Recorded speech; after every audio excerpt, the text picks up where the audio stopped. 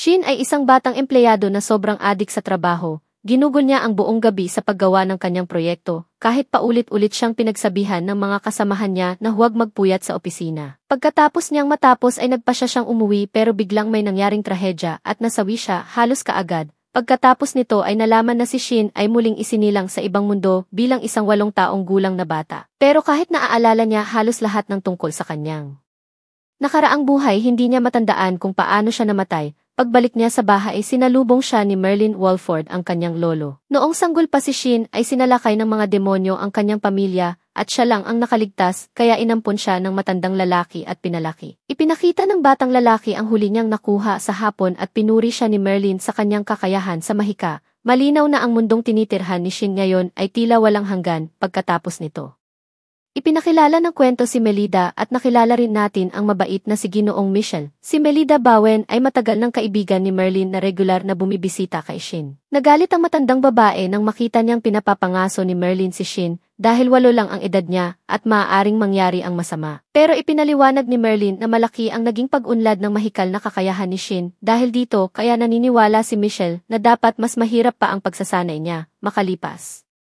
ang 2 taon. Dinala ni Merlin si Shin sa unang panghuli ng demonyo. Una ay tinuruan ni Merlin si Shin kung paano madama ang lahat ng buhay na nilalang sa paligid niya. Dagdag pa dito ay binalaan siya ni Merlin na huwag mainis kung hindi agad niya magawa ang orasyon dahil ito ay mataas na antas ng mahika. Para maisagawa ito, kailangan niyang bahagyang palawakin ang kanyang kapangyarihan sa paligid at nakakagulat na nagawa ni Shin ang mahikal na orasyon at mas mahusay pa kaysa kay Merlin. Pagkatapos nito, biglang naramdaman ni Shin ang madilim na presensya at ipinaliwanag ni Merlin na iyon ay enerhiya ng isang demonyo.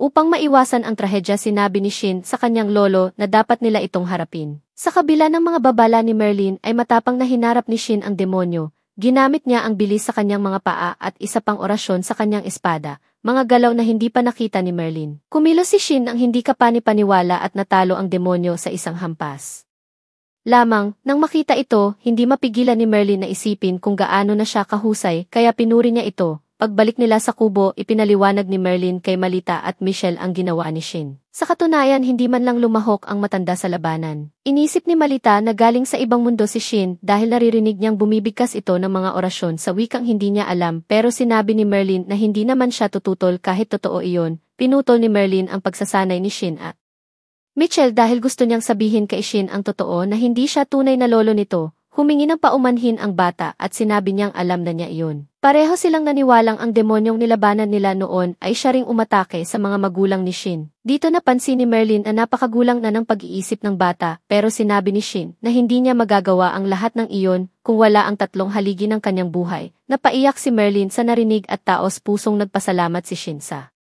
lahat ng ginawa nito para sa kanya. Makalipas ang 5 taon, nagsama-sama ang lahat ng mahal niya sa buhay upang ipagdiwang ang kanyang 15 kaarawan. Dahil sa mundong ito ang ganitong edad ay itinuturing ng ganap na matanda. Tinanong siya ng hari tungkol sa kanyang mga pangarap at plano, pero wala siyang ideya kung ano ang gagawin niya dahil buong buhay niya ay nagpraktis lang siya ng mahika sa kagubatan. Nagulat ang lahat nang marinig ito dahil hindi pa siya nagkaroon ng mga tungkulin o natutunan kung paano mamuhay bilang adulto marahil dahil hindi ito itinuro ni Merlin. Pagkatapos nito, biglang inilipat ni Shin ang lahat sa isang mahikal na lugar ng pagsasanay na ikinagulat ng lahat dahil walang nakakaalam na kaya niya iyon. Napagtanto ni Merlin na dinala sila ni Shin doon upang ipakita ang isang mapanganib na orasyon na tanging doon niya ligtas na magagawa. Tumutok si Shin at matapos ang ilang sandali ay nakalikha siya ng asul na gas sa kanyang mga kamay na agad nakakuha ng atensyon ng lahat. Dahil wala pang salamangkero ang nakagawa nito, pinagsama ni Shin ang gas at apoy at lumitaw ang malakas na pagsabog na nagpatahimik sa lahat. Siyempre, nabaliw si Malita sa takot kaya paulit-ulit niyang sinermunan si Merlin. Ipinaliwanag ni Shin na ginampanan lang ni Merlin ang kanyang tungkulin bilang guro. Pagbalik nila sa kubo, pinag-usapan ng grupo ang kinabukasan ni Shin dahil natatakot si Merlin na baka hindi siya makibagay sa mundo. Sa katunayan, naniniwala siyang hindi kailanman magiging normal si Shin dahil sa pambihirang kapangyarihan niya. Dahil dito tinanong ng hari si Shin kung nais niyang pumasok sa akademya ng mahika sa kanilang kaharian na ikinagalit ni Merlin dahil akala niya ay gagamitin lang ng hari si Shin. Pero nangako ang hari na gusto lang niyang tulungan si Shin at wala siyang masamang balak.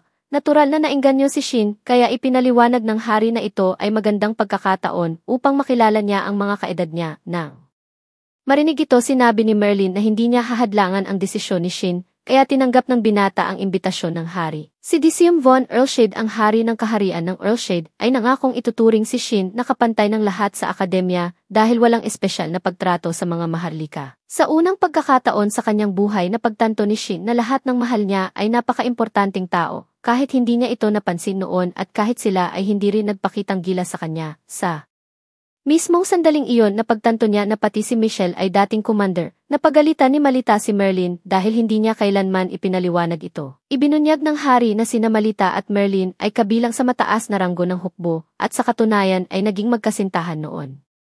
Isang rebelasyong nagpatahimik kay Shin. Pagkatapos nito, bumiyahe siya kasama ang kanyang mga lolo papunta sa kabisera, pero pagdating nila doon, biglang napansin niyang sinalubong sila ng maraming tao na may malaking paggalang dahil sina Malida at Merlin ay literal na mga tagapagligtas ng lungsod. Pagdating ng grupo sa isang napakagandang mansyon, sinalubong sila ng mga tagapaglingkod na mailabis na paggalang. Sinabi ni Merlin sa kanyang apo na maglibot muna sa lungsod habang inaayos nila ang lugar, pero biglang naputol ang lakad ni Shin nang makita niyang may babaeng nasa panganib. May grupong nangbubuli pero tinawag lang niya silang duwag, kaya lalo siyang sinubukan nilang saktan. Sa isang iglap, tinalo sila ni Shin. Nagulat ang babae at nagpasalamat sa kanya. Biglang may isa pang babae na lumitaw at ngayon si Shin naman ang natigilan. Ipinakilala ng dalawang waifu ang kanilang mga sarili bilang Maria von Messina at Cicely von Cloud. Parehong mula sa mataas na uri ng lipunan at naghahanda para sa pagsusulit ng pagpasok sa Magic Academy. Sinabi ni Shin na siya rin ay susubok pumasok, kaya nagulat silang dalawa dahil ang kilos ni Shin ay hindi man lang parang baguhan. Nagpakilala si Shin at nakipagkamay. Walang problema si Maria, pero si Cicely ay labis na namula.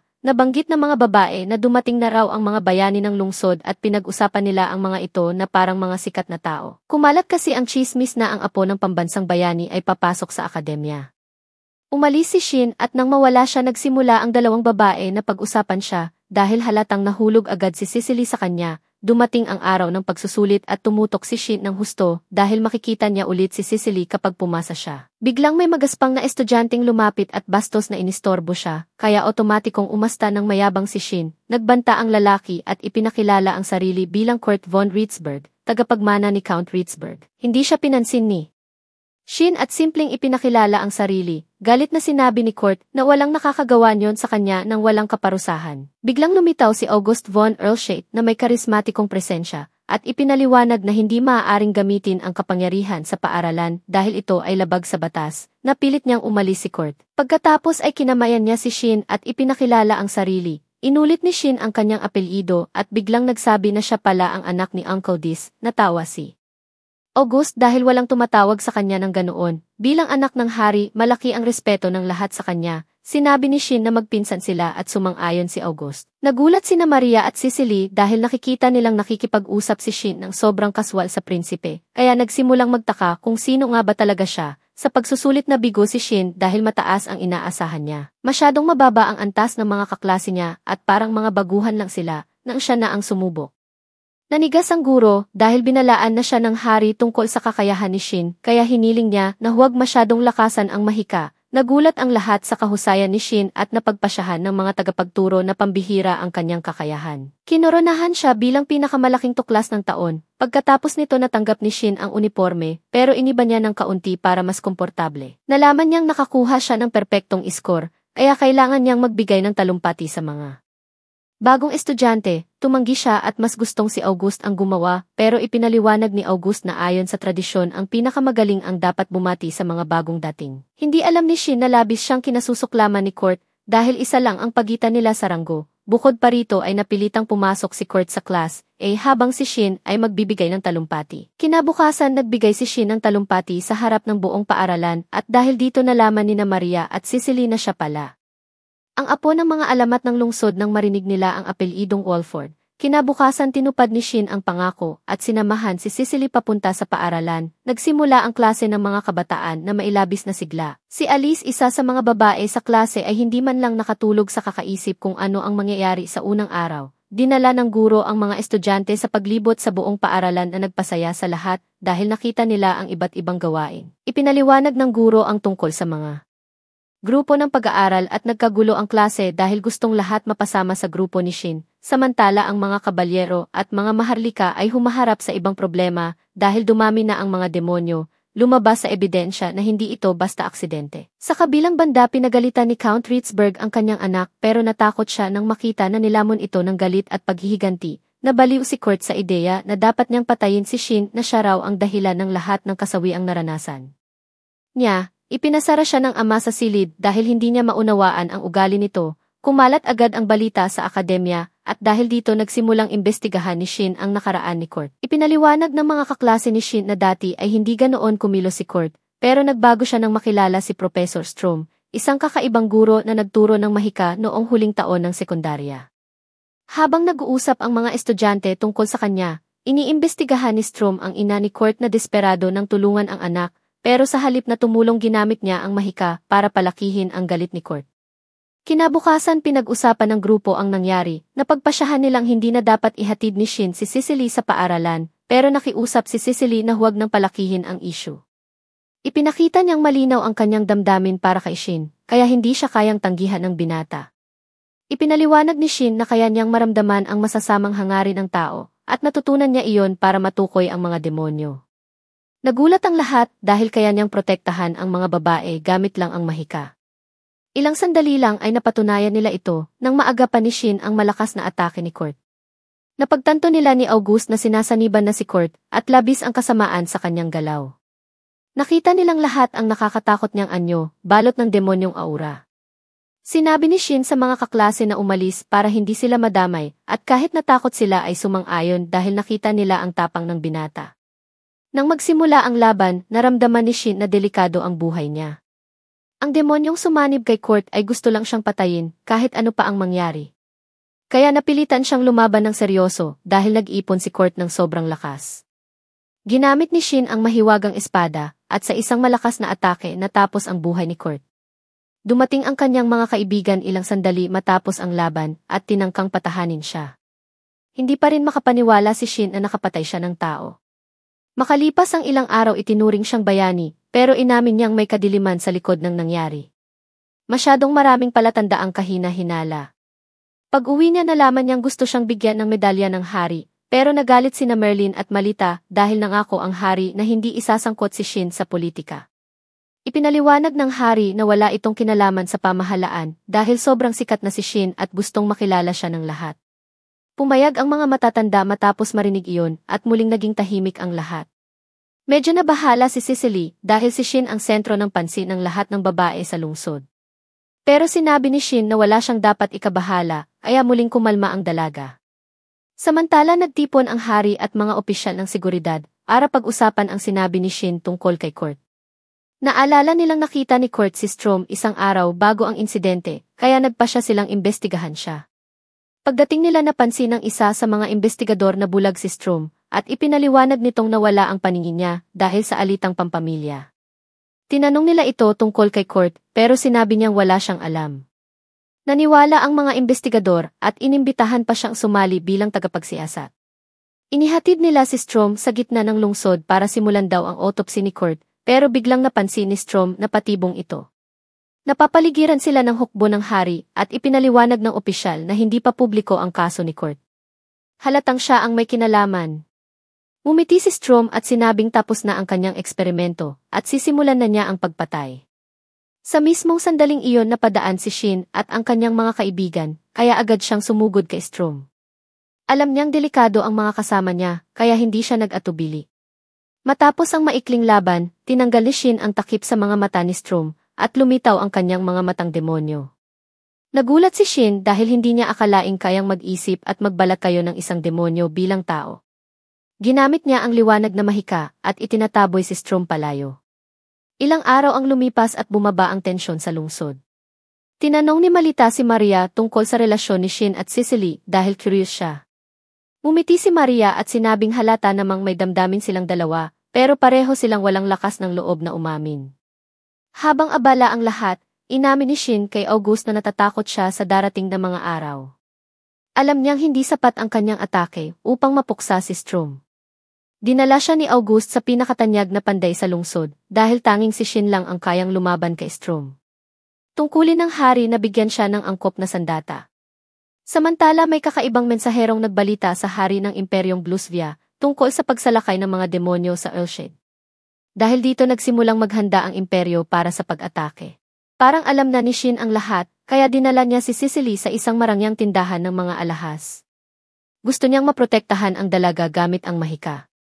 Gumamit siya ng orasyon para basbasan ang singsing, at iyon ang naging isa sa pinaka-cute na sandali sa buong kwento.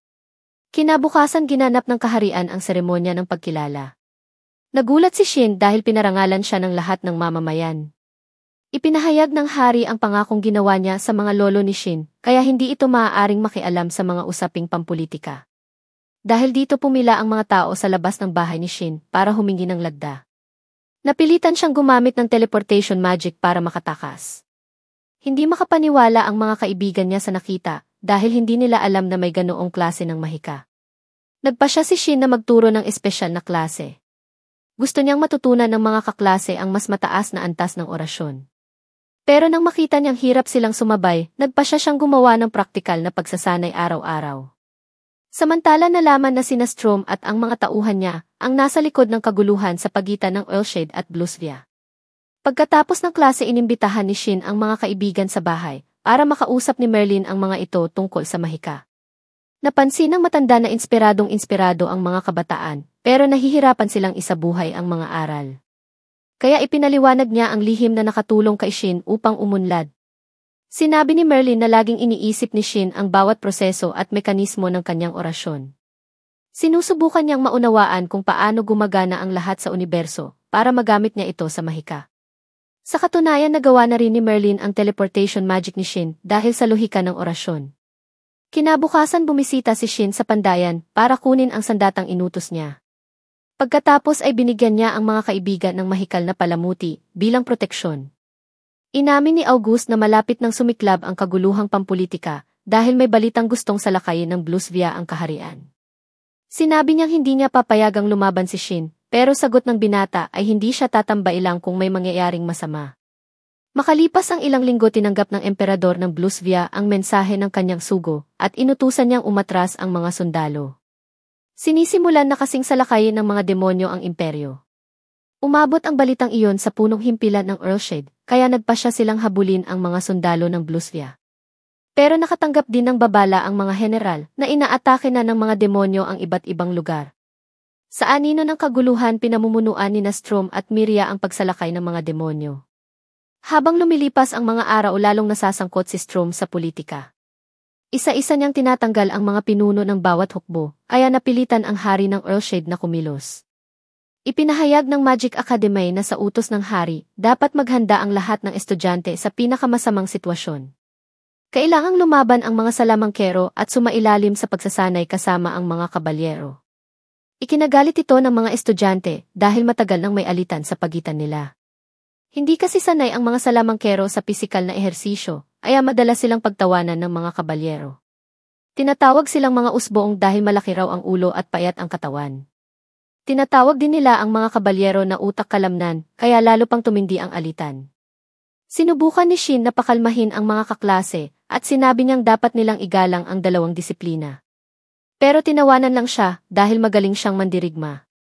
Nagulat silang lahat nang malaman na ang nagturo sa kanya ay si Michelle Collin.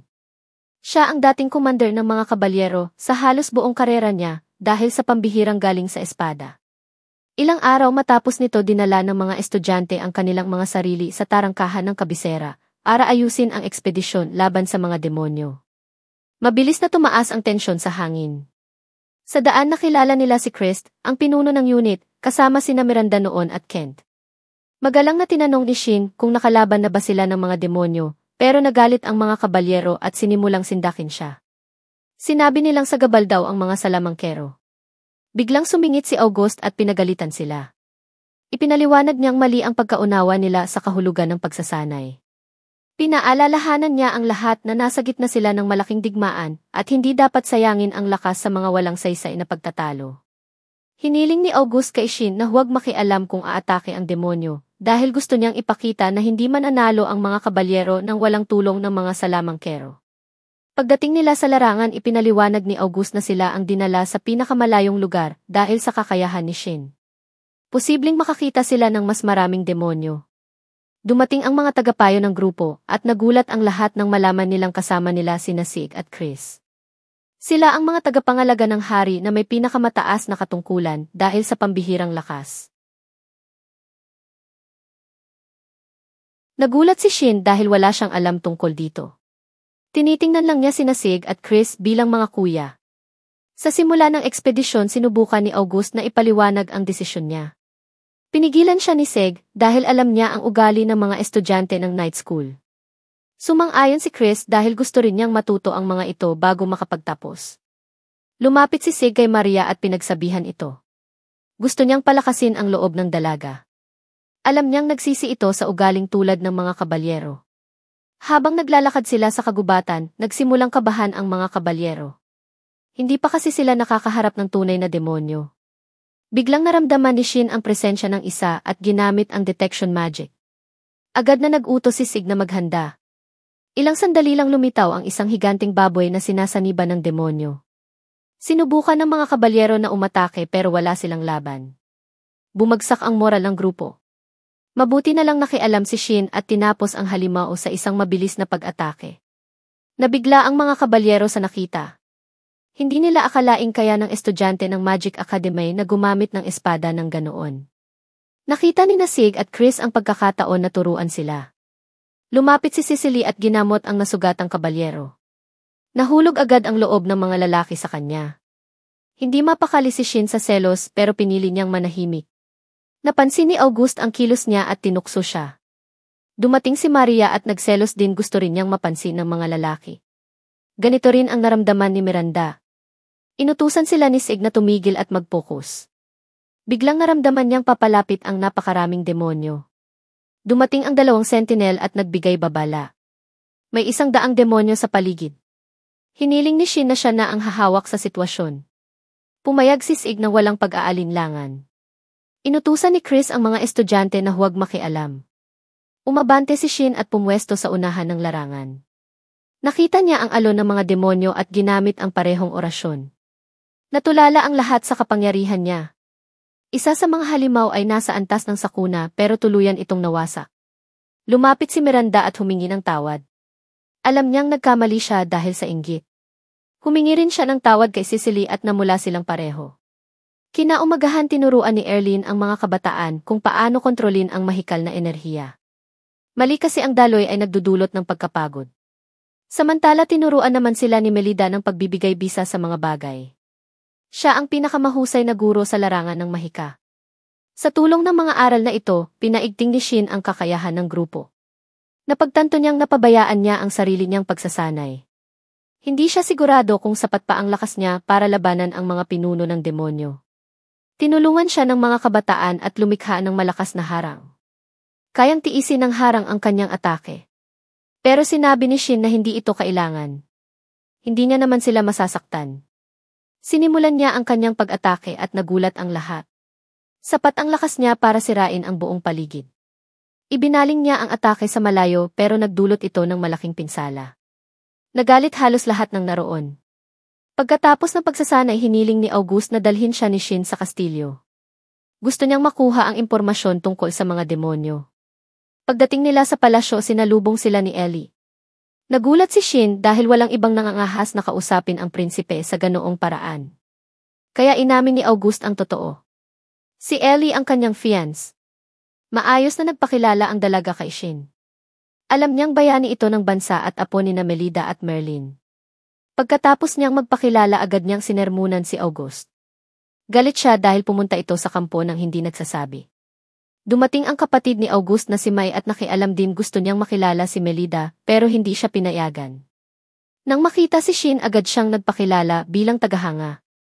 Sinabi ni Ellie na mapapatawad nila si August kung dadalhin sila nito sa kampo. Tinanggihan ito ng prinsipe pero napilit siya ng kanyang ama. Pumayag si August na isama sila. Pagdating nila sa kampo nagulat si Shin sa narinig. Akala niya gusto lang ni Ellie na mapalapit kay August dahil sa selos. Pero inamin ng dalaga na si Shin mismo ang pinagsiselosan niya. Palagi kasi siyang binabanggit ni August araw at gabi. Tuwing naaalala iyon hindi mapigilan ni Ellie ang sarili.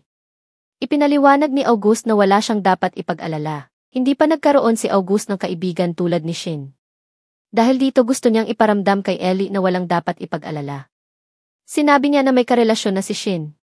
Nagulat ang binata dahil hindi niya inaasahan iyon. Sinabi ni August na panahon na para gumawa si Shin ng susunod na hakbang kay Cecily.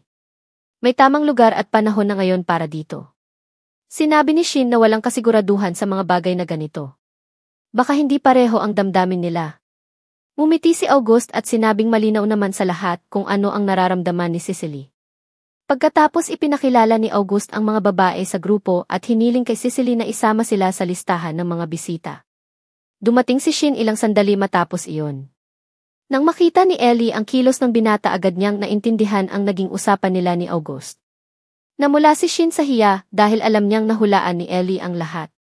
Kinuha ni August sina Ellie at May at ipinakilala sila kina Malita at Merlin. Kinabahan si May nang makita si Malita. Buong buhay niya ay hinangad niyang makilala ang alamat na guro. Maingat niyang hiniling na mahawakan ang mga kamay ng matanda. Napangiti si Malita at naluha sa tuwa. Matagal na kasi mula nang huling may humiling sa kanya ng ganoong bagay. Natawa ang lahat sa paligid dahil sa tagpong iyon. Sinabi nilang tanging sina Melida at Merlin lang ang makakapagpalaki ng batang tulad ni Shin. Pinuri nila si Melida at tinawag siyang pinakamagaling na babae sa lahat. Tumigil si Cecily sa pagbibiro ng grupo sa pinakamatamis na paraan. Sinabi niyang gusto niyang magkaroon ng mga anak na kamukha ni Shin. Agad niyang napagtanto ang mga salitang binitiwan niya, kaya namula siya at tumakbo palabas ng silid. Sinabi ni August kay Shin na ito na ang tamang oras para kausapin si Cecily. Sinundan ni Shin ang dalaga at nakita niya itong nakaupo sa tabi ng bahay. Pareho silang kinakabahan pero unti-unting kumalma. Tinanong ni Shin kung naaalala pa ni Cecily ang araw na una silang nagkita. Umiti ang dalaga at ikinuwento iyon ng detalyado. Mas lalo tuloy nahiya si Shin sa harap niya. Sinabi niyang noong una pa lang ay humanga na siya kay Cecily. Nakita niya itong pinakamagandang babae sa buong mundo. Umamin si Cecily na ganoon din ang naramdaman niya noon. Sa wakas inamin nilang pareho ang damdamin nila at tumigil sa pag-iwas. Tinitigan ni Shin ang dalaga at dahan-dahang sinabi ang mga salitang matagal na niyang gustong sabihin. Ngunit bago sila maghalikan biglang lumabas ang buong grupo mula sa kanilang pinagtataguan. Lahat pala ay nag-aabang sa kanila. Kinaumagahan nag-ayos si Shin ng kakaibang pagsasanay sa tabing dagat. Nalito ang lahat dahil hindi nila alam kung bakit beach volleyball ang pinili niya. Ipinaliwanag ni Shin na may mahika ang bola at dapat nila itong tamaan gamit din ang mahika. Kailangang kontrolado ang bawat galaw. Nagsimula ang laro at nakita niyang sobrang kompetitibo ang lahat. Halos isugal nila ang bawat galaw para sa isang puntos. Maghapon silang naglaro at nagtawanan habang nagsasanay. Sa gabi nagkaroon sila ng pajama party at nag-usap buong magdamag. Ikinuwento ni August kung paano siya umibig kay Ellie noong bata pa siya. Siya lang daw ang babaeng hindi nanligaw sa kanya kahit alam nitong anak siya ng hari.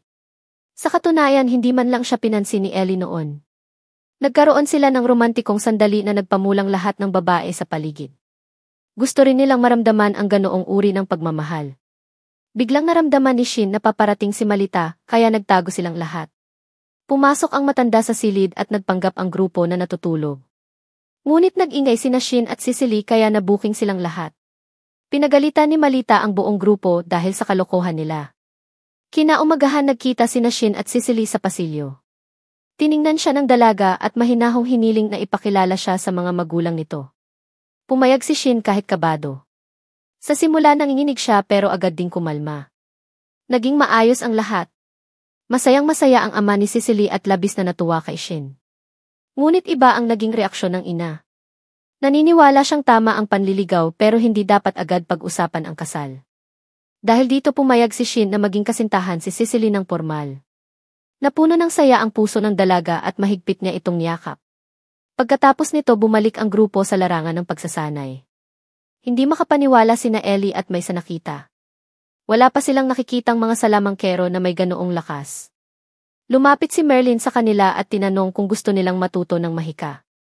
Tumanggi si Ellie sa hiya pero pumayag si May. Lahat ay nagulat dahil ipinakita niya ang napakalaking potensyal. Pagkatapos ipinakita ni Shin sa grupo ang bago niyang orasyon. Ang layunin nito ay alisin ang bigat ng isang bagay para lumutang ito sa ere. Ngunit hindi lang iyon dahil kaya rin niyang gamitin ito sa sarili para lumipad. Nabigla ang lahat sa nasaksihan. Gusto sana niyang ituro ang orasyon pero kailangan muna niyang ipaliwanag ang mga detalyeng pinagsama para makalipad. Sinabi niyang ginawa niya ito dahil nakita niyang lumilipad si Strom noong naglaban sila. Sa oras ng pahinga ikinuwento ni Shin at Cicely kina Melida at Merlin ang nangyari kaninang umaga. Wala silang pinagsisihan pero hindi nila inasahang magiging magkasintahan agad. Hindi tumutol ang dalawang matanda. Tinuturing si Shin na apo ng dalawang pinakasikat na tao sa buong kaharian. Ngunit hindi ito alintana ng mga magulang ni Cicely. Hindi sila naaapektuhan sa katanyagan ni Shin. Alam nilang mabuting tao siya at totoo ang kanyang damdamin para sa kanilang anak. Lalong ikinatuwa nila ang matinding pagmamahal ni Cicely sa kanya.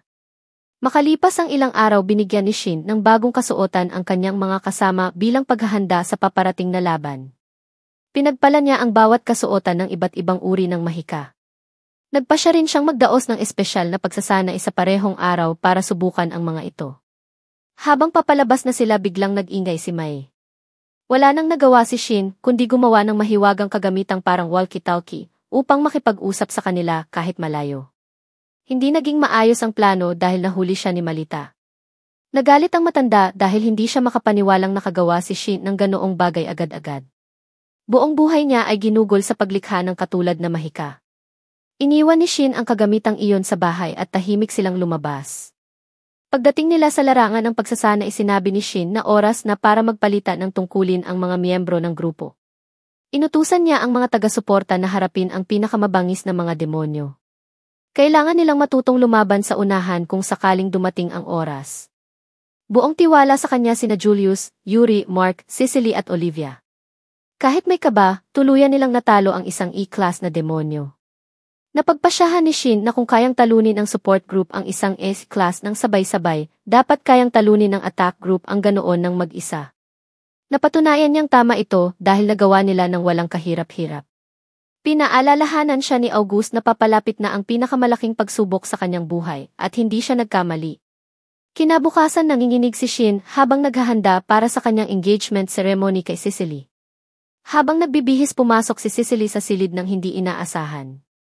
Nabighani si Shin sa kagandahan ng dalaga.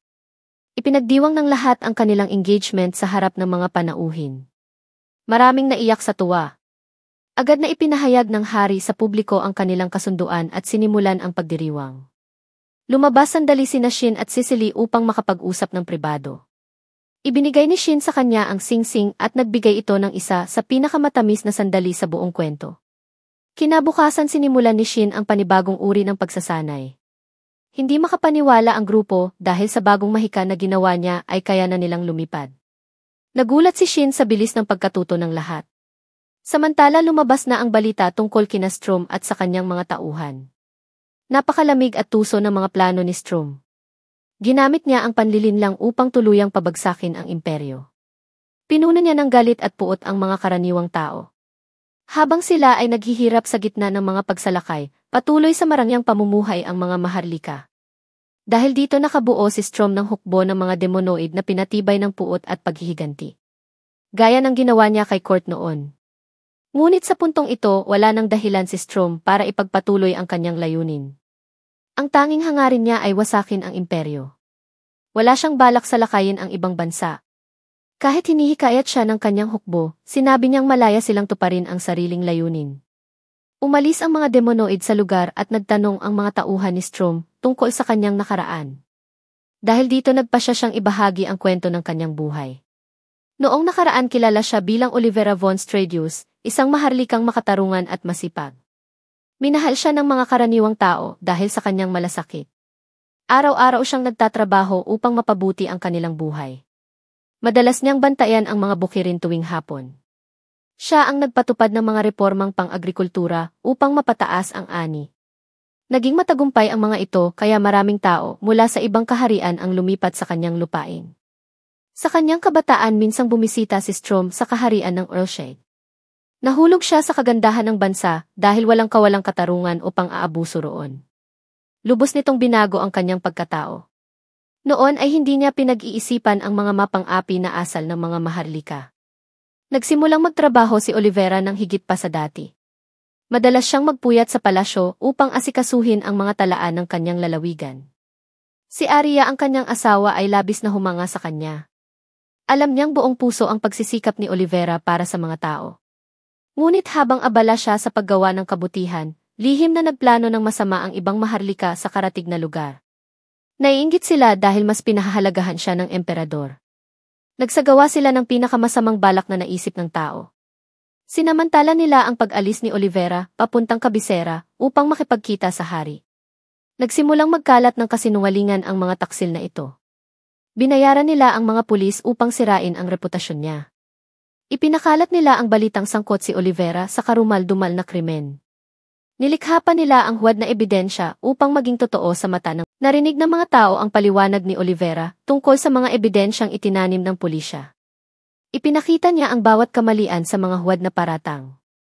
Nagsimulang humingi ng tawad ang mga tao, pero labis itong ikinagalit ni Olivera. Nilamon siya ng puot at paghihiganti. Unti-unti siyang naging isang demonyo at tuluyang winasak ang buong lugar. Mula sa sandaling iyon nanumpa si Olivera Strom na maghiganti sa imperyo at inilaan ang buong buhay niya para pabagsakin ang Blosfia.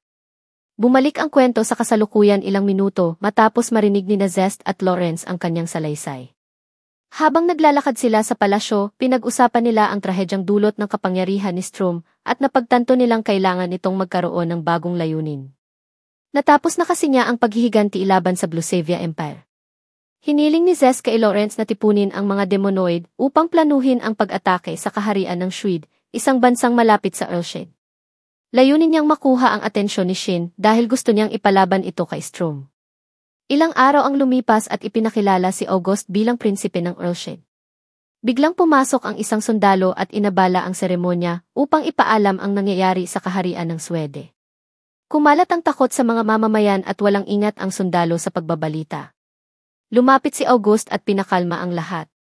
Ipinakilala niya si Shin bilang bayani at pinuno ng isang espesyal na pangkat ng mga salamangkero na kayang harapin ang anumang banta. Muling nabuhayan ng loob ang mga tao at nagdiwang sa mga salita ni August. Sa kabilang panig naghahanda ang Swede upang harapin ang dambuhalang hukbo ng mga demonyo. Inutusan ng hukbo ang mabilisang paglikas ng mga mamamayan. Nagpadala pa ng sugo ang komandante upang humingi ng tulong sa Earlshade. Sama-sama namang nagtrabaho ang pangkat ng Mahika upang patatagin ang mga pader ng lungsod dahil doon madalas umatake ang mga demonyo.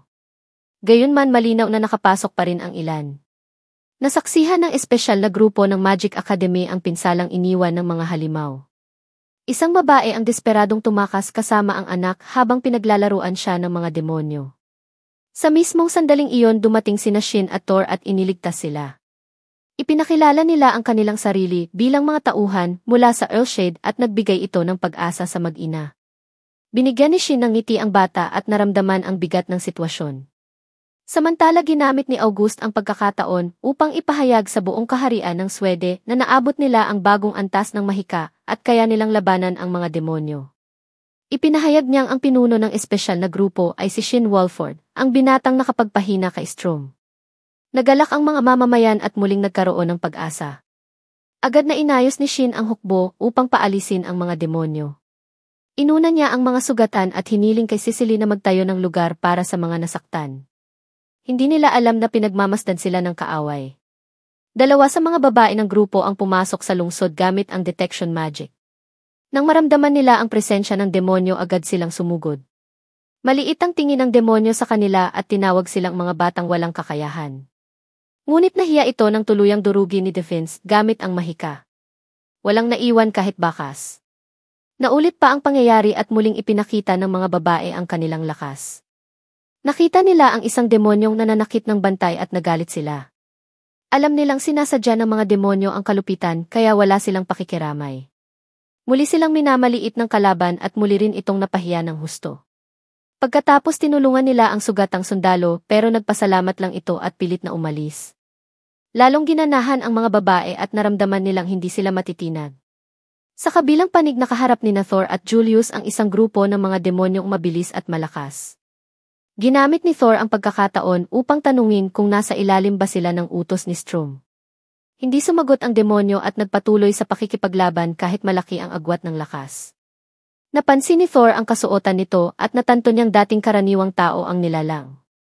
Sinabi ng demonyo na labis niyang kinamumuhian ang mga tao at isinisisi sa maharlika ang lahat ng nangyari sa kanya. Sinubukang ipaliwanag ni Thor na ang kanyang galit ay nagtulak sa kanya upang saktan ang mga inosente, kaya walang saysay ang dahilan niya. Samantala nakikipaglaban sina Shin at Yuri sa isang maliit na kampo ng mga demonyo na nagtatangkang pumasok sa lungsod. Sa kabilang dako, isang tusong pangkat ng mga halimaw ang sumalakay sa lugar ng pagpapagaling ni Cicely pero inasahan na ito ni Shin, kaya sinalubong sila ni Mark at Olivia at nilipol ang mga ito. Inilaan ni Cicely ang buong lakas sa pagpapagaling ng mga sugatan at humiling ng pasensya habang inuuna ang mga malubha.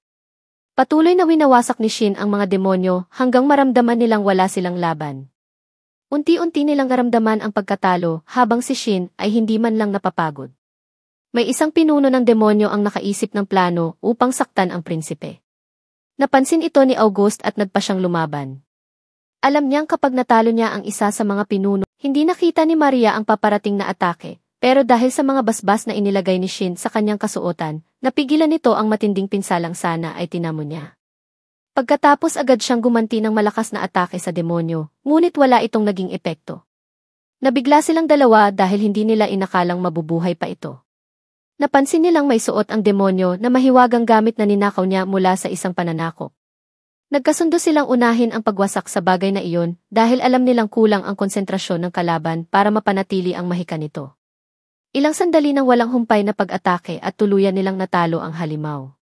Gaya ng inasahan ni August, bumagsak ang moral ng mga demonyo, kaya nagsimulang umurong ang mga nasa labas ng lungsod. Hindi makapaniwala sina Lawrence at Zest na nabigo ang kanilang plano. Hindi nila inasahan na palalakasin ni Shin ng ganoon ang kanyang mga kasama. Habang sumusuko na si Zest sa labanan, biglang lumitaw si Miria upang harapin si Shin. Hindi alam ng karamihan sa mga salamangkero ang nangyayari. Patuloy si Cicely sa pagpapagaling ng mga sugatan at hindi pansin ang kaguluhan. Nagsimula si Miria ng pagwasak sa paligid at agad itong naramdaman ni Shin. Ngunit sina Alice at Daphne ang unang humarap sa kanya. Pinrotektahan nila ang mga sundalo habang nagwawala ang demonyo. Sinubukang sorpresahin ni Ali si Miria, ngunit napakabilis at napakalakas ng kalaban. Madali nitong nailagan at nakabawi ng atake. Nahuli ni Miria si Alice at naglagay ng banta sa mga babae. Nagawa ito dahil ginamit ni Zest ang mga demonoid para ilihis ang atensyon ni Shin.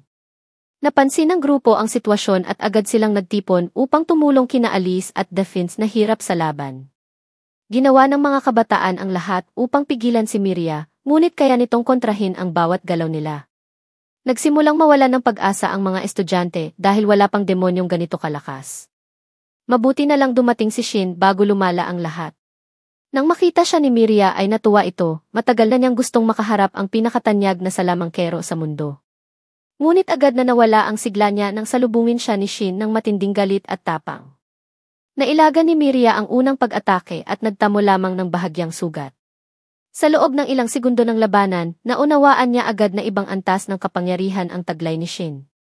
Nagpasya siyang umatras at iwan ang larangan. Naghanda ang mga demonyo ng masalimuot na plano para makatakas. Ginamit nila ang mga kaibigan ni Shin bilang pain dahil alam nilang mas unahin niya ang mga ito kaysa ano paman. Humingi ng tawad ang mga kabataan sa kanya dahil muntik na nilang sirain ang lahat. Sinabi ni Shin na ibang antas ang demonyong iyon kaya wala silang dapat ipag-alala. Nagsimulang mag-isip si August tungkol sa kakaibang paraan ng pag-atake. Pareho silang nagduda ni Shin dahil hindi lumitaw si Strom. Napatunayan ang hinala nilang iyon nang ipakitang pinanood ni Strom ang lahat mula sa anino nang hindi alam ng kanyang mga tauhan. Malinaw na wala siyang kinalaman sa pagsalakay. Muling nakatuon ang grupo sa lugar ng pagpapagaling kung saan abala pa rin si Cicely. Dali-daling tumulong si Shin sa kanya dahil labis na itong pagod. Malalim din ang emosyonal na tama kay Cicely matapos makita ang napakaraming sugatang tao. Pinalitan siya ni Shin at ginamit ang kapangyarihan upang iligtas ang lalaking nasa bingit ng kamatayan. Ilang sandali pa at napagaling niya ito kaya labis na natuwa ang asawa nito. Ipinagtapat ni Cicely na labis siyang nadismaya dahil ibinigay na niya ang buong lakas ngunit hindi pa rin sapat. Pinayapa siya ni Shin at ipinaalala ang lahat ng taong nailigtas niya. Sinabi niyang hindi siya nagpahinga kahit isang sandali at dahil sa kanya mabubuhay ang mga mamamayan ng Swede. Pagkatapos nito nagharap ang espesyal na grupo sa hari ng Swede. Inalok ni August ang tulong ng kanilang kaharian sa mga susunod na laban-laban sa mga demonyo. Ibinahagi rin niya ang kanyang hinala tungkol sa hidwaan sa pagitan ng mga pinuno ng angka ng demonyo. Nag-alok siya ng formal na alyansa na ikinagulat ng lahat dahil bihira ang mga bansa na makipagkasundo ng walang pag-imbot. Nagpasalamat ang hari at sinabing tatalakayin niya ito kasama ng mga tagapayo. Sinabi ni Shin kay August na mas madali sana ang lahat kung nagamit niya ang mga magic portal. Tumango si August at sinabing kailangan nilang maglakbay sa bawat kaharian upang makilala ni Shin ang mga lugar at magamit ang mga portal ng walang sagabal. Nagmamadaling nakipagpulong si August sa kanyang ama upang ipaliwanag ang plano. Agad itong pumayag at binigyan siya ng kapangyarihang makipag-usap sa lahat ng bansa bilang mataas na sugo. Nagalit sina Ellie at may nang marinig ito dahil gusto rin nilang sumama sa paglalakbay. Tumanggi si August ngunit nagkaisa silang magplano laban sa kanya. Nangako sina Thor at Julius na sila ang magbabantay sa mga babae. Samantala sa kaharian ng mga demonyo, pinagalitan ni Strom ang kanyang mga tauhan dahil kumilos sila ng walang pahintulot. Ngunit muling nagising sa kanya ang pagnanais na lumaban matapos makita ang kakayahan ni Shin at ng kanyang grupo. Nagtaka ang mga demonyo, ngunit natuwa sila dahil makakasama nila si Strom sa susunod na pagsalakay. Bago umalis tinanong ni Strom si Miria tungkol sa eksperimento, palatandaang nagdadalang tao siya. Nagtapos ang panahon sa pag-alis ng espesyal na grupo mula sa Earthshade upang tumulong sa lahat ng karatig kaharian. Sila ngayon ang pag-asa ng mundo dahil ipinakita ng mga demonyo na higit silang makapangyarihan kaysa alinmang hukbong pantao.